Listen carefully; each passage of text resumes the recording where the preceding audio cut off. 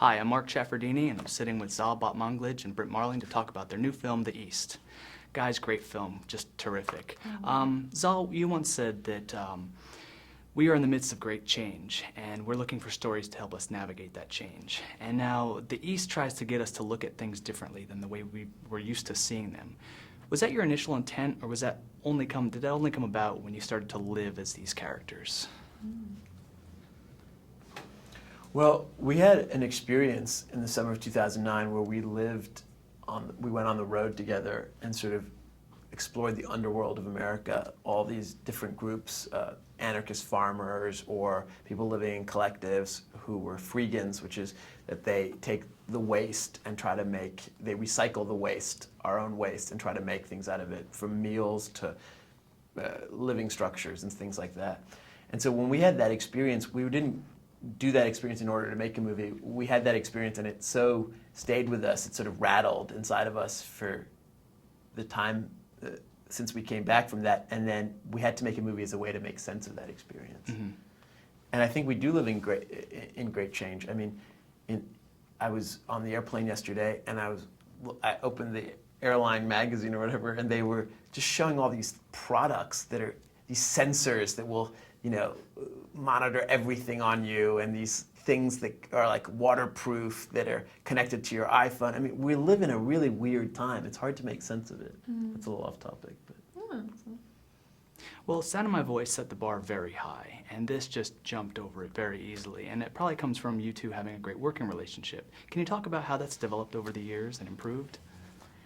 Oh gosh, yeah. I mean, I think we've just been really lucky. I think sometimes about what it would be like to want to be a filmmaker, or want to be an actor or writer, and to be on your own in that pursuit. I mean, we met each other in college, and our friend Mike Cahill, who directed Another Earth, and the three of us have been making movies, however we can, since we met in college. And that collaboration has given at least my life so much meaning.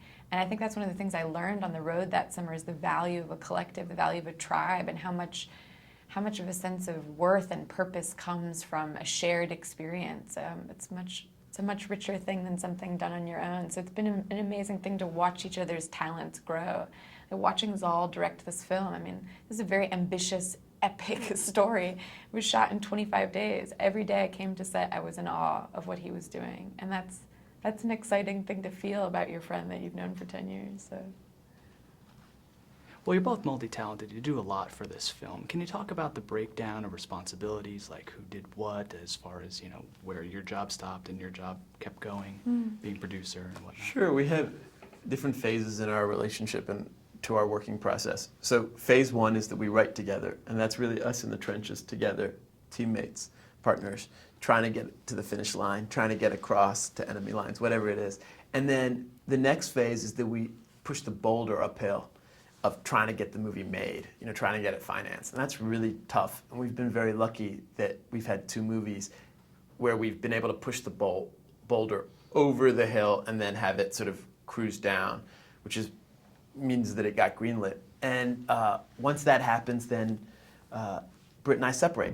Brit goes to do the considerable homework she needs to be ready to play Sarah, which is the lead of this movie and a very ambitious character. And I go and prepare with my great collaborators to direct the movie. I worked with a great DP and a great production designer and a great crew in general. And then we meet back up on set. And it's usually kind of lonely because we're on different sides now. Brit is very much Sarah, and I'm very much the director. And I get great pleasure from it, though. Even though I miss my partner, I get great pleasure from watching her and watching her performance. She's a great actress, and so it makes going to work fun every day.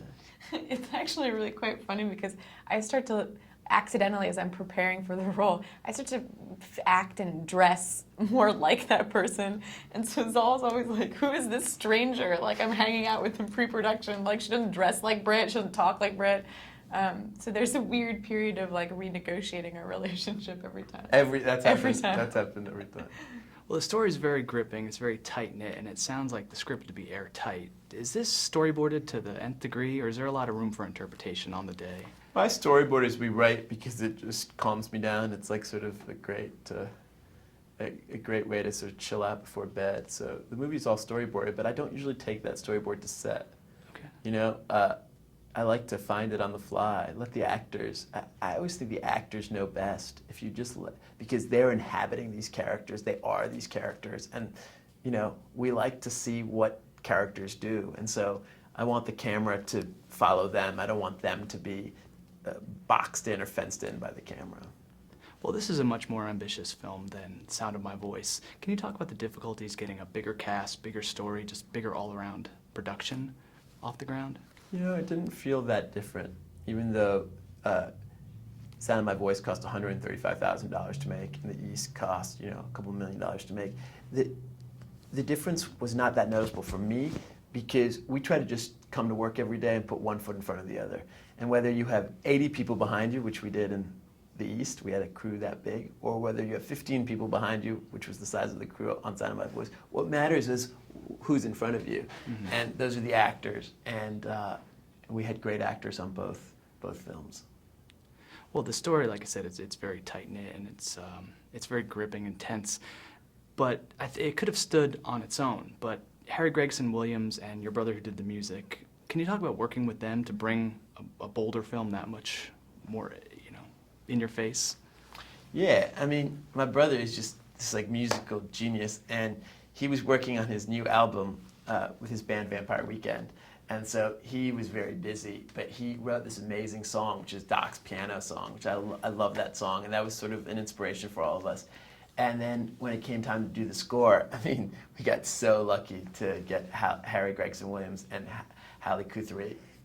Sorry. You okay? God bless you. Thanks. They're geniuses, and that was really cool to just have them work on this movie. I mean, Harry's done some of my favorite film scores, so like Man on Fire, or what's that? One of my favorite Ridley movies is the Crusades one. Kingdom of Heaven? That's a great one. I love the music in Kingdom of Heaven. But also, Harry's first score is also a favorite movie of mine, which is Smilla's Sense of Snow.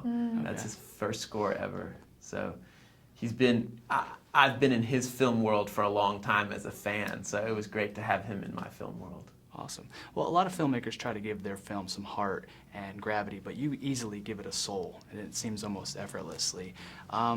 There's really no question there, so I'll throw this last one to you, see what you want to answer. Can you tell me how many times you had to do that paperclip from removal from the thing? How many times you did the one shot? Or maybe tell me briefly how the Scott brothers got involved. The paperclip thing, first of all, what you said is such a nice thing to say. It's like the kindest thing I've heard about the film so far. But the paperclip thing, it was really tricky. When we were writing the script, Zal was like, I don't know, I mean, are you going to be able to actually do this? And so I was like, I don't know either. And I went home and I practiced, you know, rocking with this necklace, trying to get the paperclip in my mouth, undoing the paperclip, trying to pick locks. We did learn to pick locks on the road, so at least I had some sense of what was going on there. It was a fun thing to do, fun little party trick. And you wouldn't know it from looking at the movie, but there was like a torrential downpour on the day that we're shooting that scene. So actually, we only got to shoot that shot like twice or 3 times. Yes. After all that practice. So I was like, I hope you really have practice, because we have about two shots that we can pull off before the downpour, and you better get that paperclip in your mouth and unlock those handcuffs. So. But in typical Brit fashion, she didn't miss a beat, and it was one of those, you know, horrible moments in the editing room where you don't know which one to pick because they're all pretty amazing. Mm-hmm. Well, guys, phenomenal movie. You did a great job, and I can't wait to see what you share with the rest of the world. Thank you so much. Thank you so much.